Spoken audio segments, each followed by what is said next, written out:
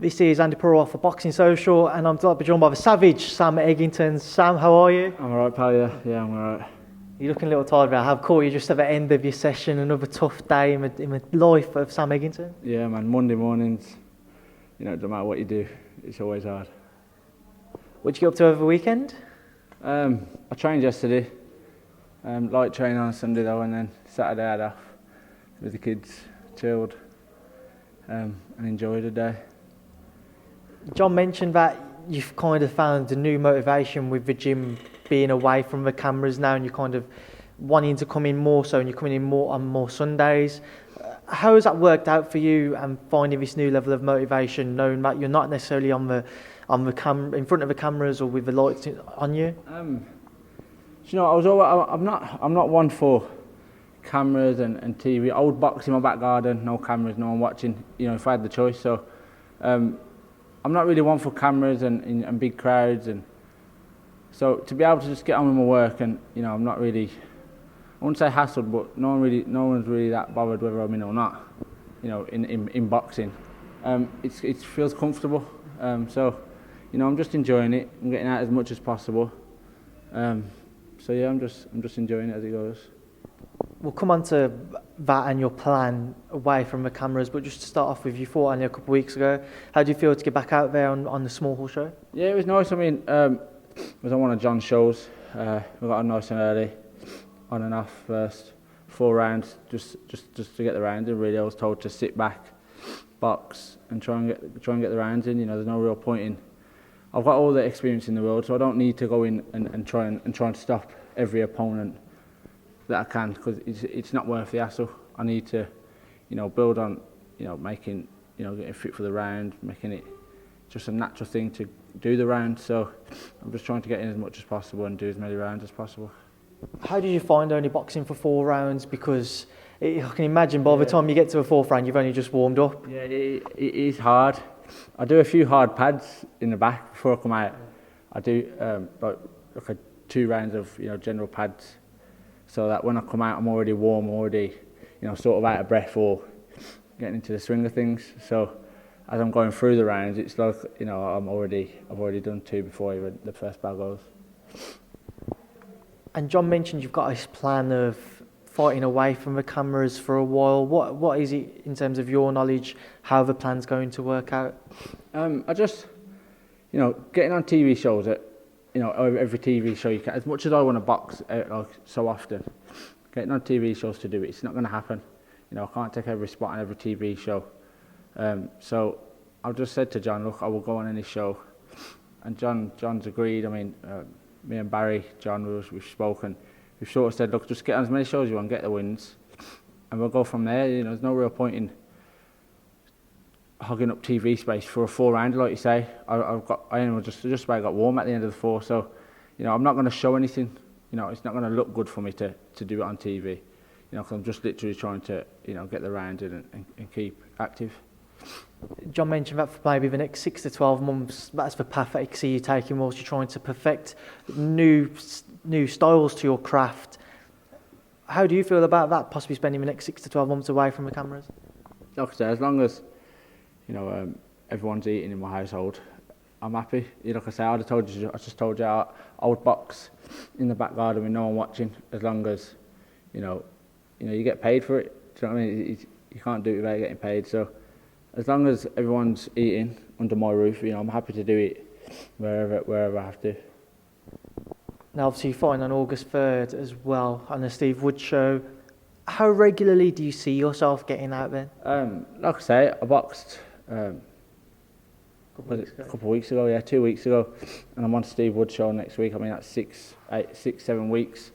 And if it was soon, it would have been better for me, because I'd have just, I'd have gone straight through. It's like not even a hard spar really when I fought. So I just got in. It's just like an extra bit to training camp. So sooner the better. Every month if I could. What have you been working on in the gym then that's made you want to take this decision, that you're trying to put on those small hall shows? I wouldn't say I'm trying to perfect any sort of style. I'm not trying to make a new style for me, because it's not going to happen at this stage. I'm not going to, you're not going to see me get in and box like Mayweather. It's not going to happen. It's just I think it's just move your head more and take a bit more time when I'm doing stuff. That's about it. Just slow down what I'm doing.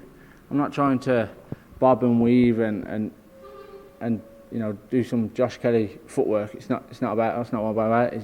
I'm just trying to make sure that what I'm doing is right at the time, instead of just rushing in and trying to go gung ho. You've just mentioned, not rushing in, not going gung ho. It's something that everybody's become accustomed to seeing when they see Sam Eggington on a bill on the TV. I spoke to John about it, and John gave a very passionate defence for you. When I've been on social media on the back of whether you've won or you've lost, some fans will turn around and be like, maybe Sam needs to take a step back, or he's taking too many shots. What's your view on it all? Like I say, I take shots. If I do take a lot of shots, it's because I'm pushing the fight. I'm not getting into a ring and someone's just hammering me against the ropes.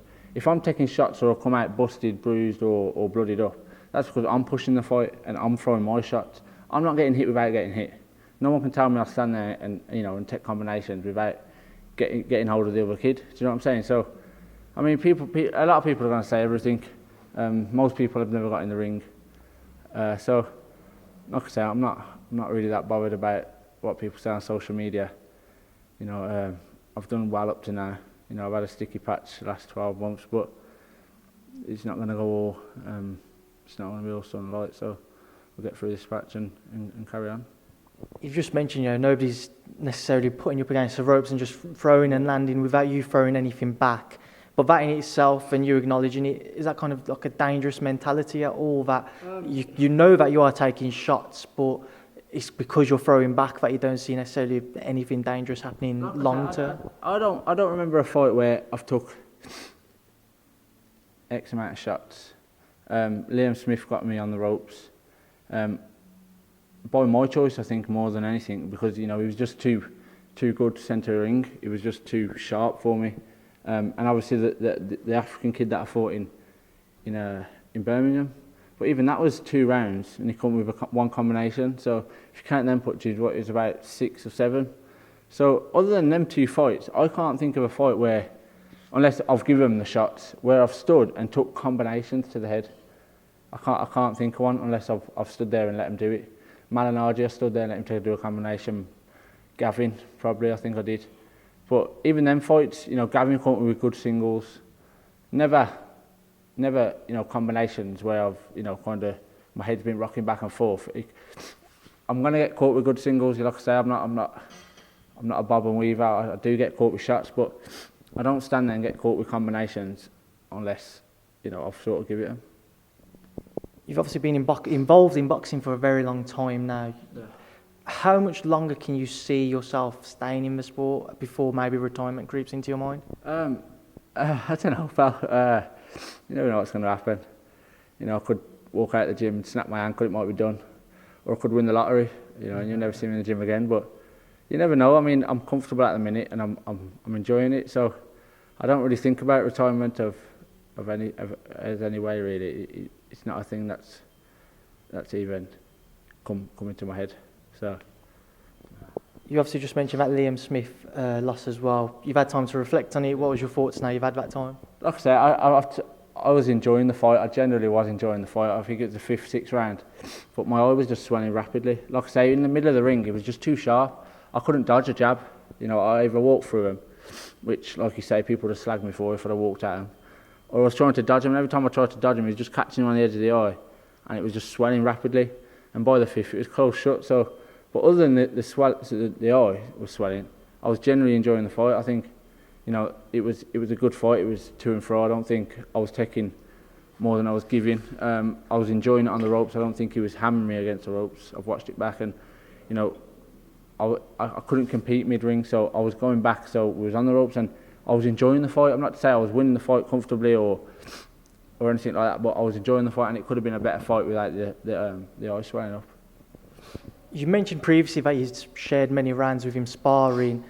How much better was he in the ring on a fight night compared to that sparring? I don't think he was a lot better. I mean, because he's always good. I think I've never caught him at his sharpest, with sparring. So over, fight week, you get sharp, you simmer down, get sharper, and you really peak. And I think that's what I noticed. In the ring, I mean, he didn't do much that he don't normally do when we were sparring, but he was just that much faster and sharper and a bit more cleaner with his work than what he does in sparring. I suppose that's sharpening up for the last few weeks. On the back of that loss, I know we've mentioned your plan going forwards for the next 6 to 12 months or so. Where can you see the career of Sam Eggington progressing? And do you think that loss to Liam Smith's made you think maybe I'm not at that level, or I can't reach that level, or do you think otherwise? I wouldn't say I'm not at that level. I think Liam Smith's at a very good level. I mean, if you've watched the kids he's boxed, and he's won them all bar two against two, really big, superior Mexicans. So, I mean, he's at a good level. I'm not saying. Like I said, I was enjoying the fight. I weren't getting hammered, I don't think. It was just a bit touch of class that I didn't have. But other than that, I'll take any fight as they come. So the career can go either up or down. Tomorrow I could be offered a big fight. I could take it and I could win. So I could be right up there. I could take it. I could lose. So I can't really say where it's going. I just know that if I'm offered a fight, 9 times out of 10, I'll take it. It's obviously no secret you've got a very good relationship with Barry Hearn as well. Yeah. What has Barry said to you since that loss to Liam? He said the same thing. He said, it was only, it was a win-win. If I'd have won that fight, I'd have been flying. If I lost that fight, most people thought I was going to lose that fight. It was more of a, you've got the opportunity, do you want to take it? And I weren't going to say no. So he just said, look, stay busy, get in the gym, get as many rounds in as possible and as many fights in as possible, and we'll see what we can do after Christmas. Do you feel any added pressure knowing that Barry thinks so highly of you, that he wants to see you do so well? Does that add any more pressure to yourself when you are getting into the ring? I don't think it's hit home that how much Barry sort of backed me until lately, and I've kind of in hindsight maybe I should have put a lot more in earlier doors, because most boxers would give the right arm to have Barry backing him like he did me. But I've put the work in. I've won a good few titles, and now I've just got to push on and prove him right, really. Do you think there's possibly been a sense then, having said that, maybe you've taken his support for a little bit of granted, or taken for granted a bit there? I wouldn't say granted, because I always know, when I'm in the ring, it's only me there. I've always put the work in. But I don't know, I wouldn't say I've took it for granted, but I probably, I don't know really, pal. Barry's a good person to have behind you. That's all I can really say.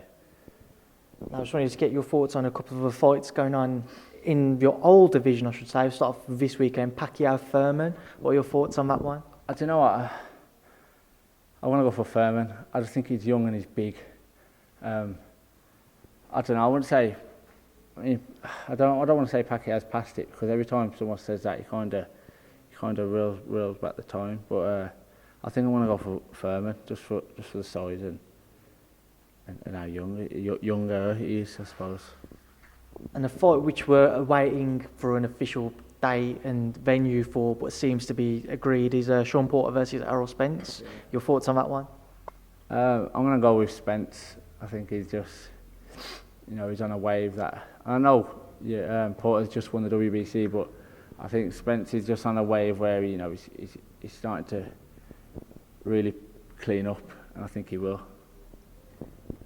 And also, on this past Friday night, we had, I don't really know what to call it, an exhibition fight out in Saudi Arabia, Amir versus Billy Dib. Did you catch that fight? I watched the fight, yeah. I thought it was an odd one. Like I say, I think the Saudi Arabia are just getting into the boxing thing, aren't they? So having Amir Khan top of the bill sold their first one out, I presume. But yeah, if they're going to stick with it, I think they need to really pick it up. But yeah. I did see a tweet over social media, it was put out there, who would you like to see Amir Khan face next? And you put your own hand up there, you nominated yourself. Is that a fight which you could realistically see happening? I wouldn't say it's realistically going to happen, but, if your man can fight a retired Billy Dib over 12 rounds, then there's no reason why he couldn't fight me over 12 rounds. I'm going by that. I'm going by, I know that kid was a world champion, but he was a world champion at super feather, I think. He'd had 12 months out of the ring, retired, I think, and he rang up. Of course, he was going to take it, but I just, I'm going by that. I'm going off that. I mean, if Billy Dib can get the fight after 12 months retirement and being a super feather, really, I mean, there's no reason why I couldn't. Well, Sam Eggington, I appreciate your time. I know you've just finished the gym, so you're eager to go and get some food in you. Can I just say a big shout out to the sponsors that have stayed on, because it has been, like I say, it's been not a great 12 months. So Midland Sheds and Summer Houses have been a massive help from pretty much the start. Westbound Logistics, they've always helped. I've got a few that have just jumped on. I'm new for a while, but have just jumped on to help out. Leon Security Services, Event Hire, and Lima. So Gary Redmond and his whole team, really. Well, Sam Eggington, I think that's a perfect way to end it there. So thanks for speaking to Boxing Social. Appreciate it, pal.